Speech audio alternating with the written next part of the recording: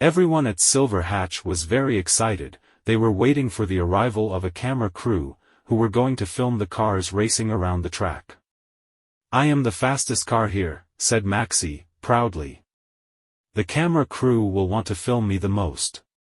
"Well, I'm the prettiest," replied Tin Top. "Surely they'll want to see my high-tech electronics," Drifter put in.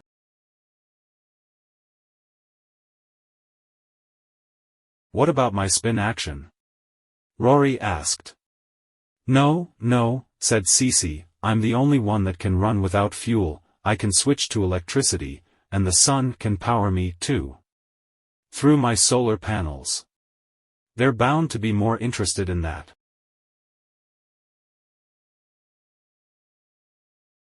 Farmer Green was not excited.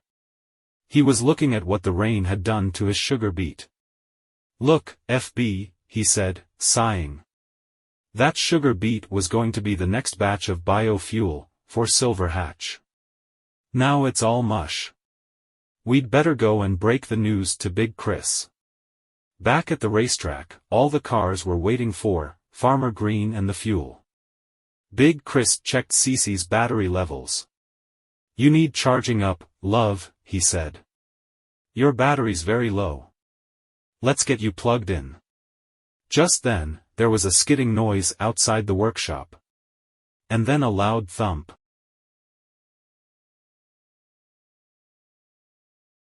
FB had skidded in the rain. And gone straight into the workshop wall. He was quite badly dented. Farmer Green picked himself up. And went into the workshop to tell Big Chris about the fuel. He'd had an idea on the way. And was going to telephone his friend, Farmer Wheatley, to see if he had any spare fuel. "Yes, Farmer Wheatley," he was saying, "now, the reason I'm calling." Suddenly, there was a flash of lightning. All the lights in the workshop went out. "Hello?" said Farmer Green into the phone. "Hello? Where's he gone?" "The power's gone," Big Chris answered. "Now what are we going to do?" One of the cars could go to Farmer Wheatley's. And ask him if he's got any fuel. But none of them has got enough fuel to get there and back. "FB's got fuel," said Farmer Green, "but he can't go in the state he's in." "Oh dear."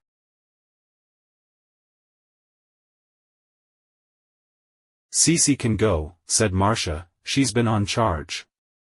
"Not for long enough," said Big Chris. But Mr. Carburetor was already busy unplugging CeCe. "I have, Big Chris," CeCe said, proudly, "I have enough charge, I think." And she zoomed out of the workshop.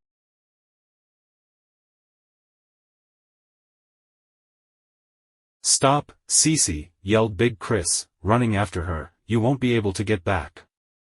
But CeCe was already on the track. Pleased to be able to help out. She whizzed through the rain to Farmer Wheatley's, who was relieved to see her and hear why Farmer Green had suddenly been cut off. And, even better, he had some fuel he could let them have.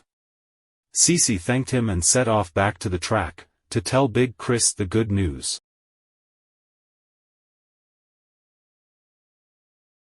The lightning had hit a tree by the side of the track. And it was blocking CeCe's way. So she took a shortcut through the woods. But soon Big Chris was proved right. She ground to a halt, all her electricity used up. "What am I to do now?" she asked herself, sighing. "Nobody knows where I am. It'll take them hours to find me. Now we won't be able to race this afternoon."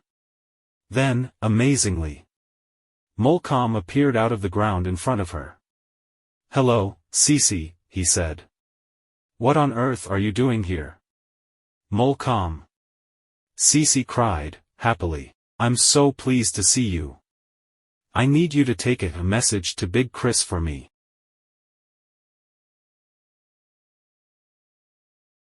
Molcom reached the workshop, just as Big Chris finished fixing FB.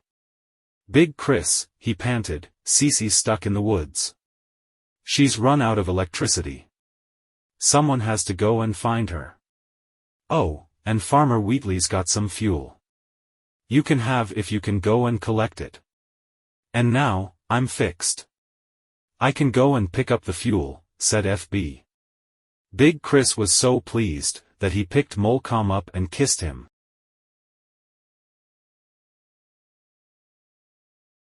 But Rory was worried about CeCe. He was out of the workshop. Before anyone could stop him, Big Chris yelled after him. Stop, Rory. You haven't got enough fuel. I've got to help CeCe, Big Chris. Rory yelled back, she's all on her own, and she might be scared. CeCe was very pleased when Rory arrived. Thank goodness you're here, she said, I was getting very lonely. I'm glad I'm here. I'll keep you company, said Rory. I wish I could push you back the workshop. But I've got hardly any fuel left. But as he was speaking, the clouds cleared and the rain stopped. Look.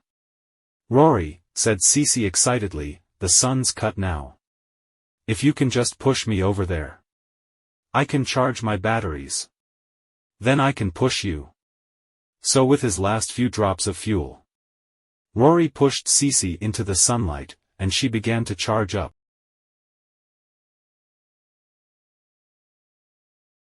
FB finally got back from Farmer Wheatley's farm with the fuel. Thanks, FB, said Big Chris, now let's get some fuel into Plugger, and we can go and bring Rory and CeCe back, and get that tree off the track. Mr. Carburetor was getting agitated. Hell-Lie will be arriving with the camera crew any minute now. He snapped. If Rory and CeCe are not back for the race, it is, how you say, too bad. But CeCe was now fully charged. Come on, Rory, she said, getting behind him. Let's get back to the workshop. Thanks, CeCe, said Rory. As she started to push him along, we might even get back in time for the race.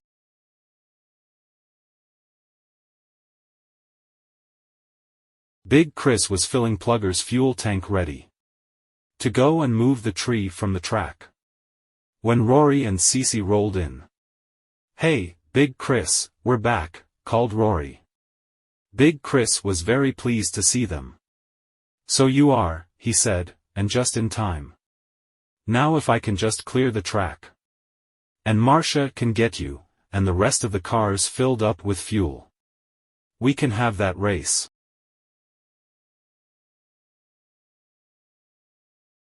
Big Chris and Plugger went off to clear the tree from the racetrack. Just as Hell-Lie was arriving with the camera crew, Marcia filled all the cars with Farmer Wheatley's fuel, and the camera crew made sure they all got the attention they deserved. Then it was time for Mr. Carburetor to film his speech. He was a little flustered about being filmed, but Marcia helped him get ready for the cameras. And he got his opening speech right first time. Everybody agreed that, after all, it had been a very good day at Silver Hatch Racetrack. The end.